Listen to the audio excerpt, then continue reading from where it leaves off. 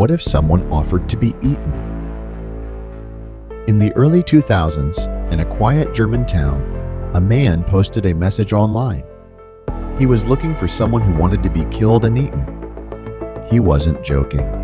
Armin Mewes, a computer technician in Rothenburg, Germany, had a very specific craving. He wasn't after violence or dominance. He wanted companionship. Someone to share the most intimate act imaginable. Someone who would volunteer. And then, unbelievably, someone said yes. Bernd J. Regenbrandts, a man in his 40s, replied to the ad. Not only did he consent, he insisted on it. He traveled by train to Mewes's home, carrying sleeping pills and a will.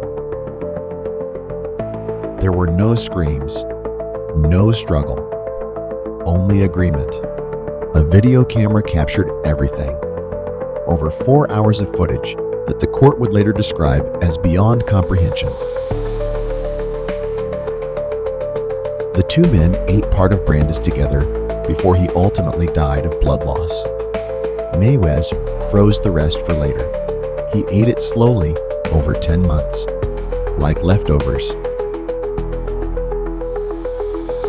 But this wasn't his first attempt. Before Brandes, Mewes had posted to dozens of forums under the username Frankie. On websites like the Cannibal Caf, a now defunct message board where users mostly anonymous discussed fantasies of being eaten or eating others. Mewes later claimed he received over 400 responses. Some backed out. Some were only pretending. But Brandes wasn't. Brandes was a successful engineer in Berlin. He told co-workers he was traveling on business. In his apartment, police later found diaries and drawings suggesting he had long fantasized about being consumed. This wasn't impulse. It was obsession, shared by two people who just happened to find each other. When he was finally arrested, police found human meat labeled in his freezer as steak. He didn't deny it. He said it was the most fulfilling moment of his life. But how was he caught? It wasn't luck. It wasn't even German police. It was a student studying law in Austria who came across Mewes's old messages in an online forum. Disturbed by the details and suspecting they were real, he sent an anonymous tip to authorities in Kassel, Germany. When police arrived at Mewes's home, he calmly let them in and offered them coffee. Inside the freezer, flesh neatly packed in Tupperware. One piece was defrosting. In Brandes, he had written, "Please do it."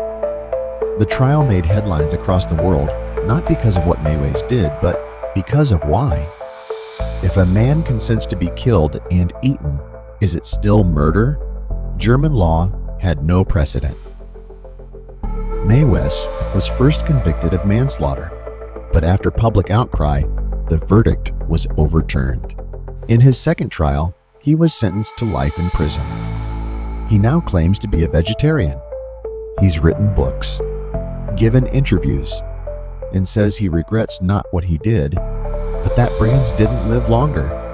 The video was never released to the public.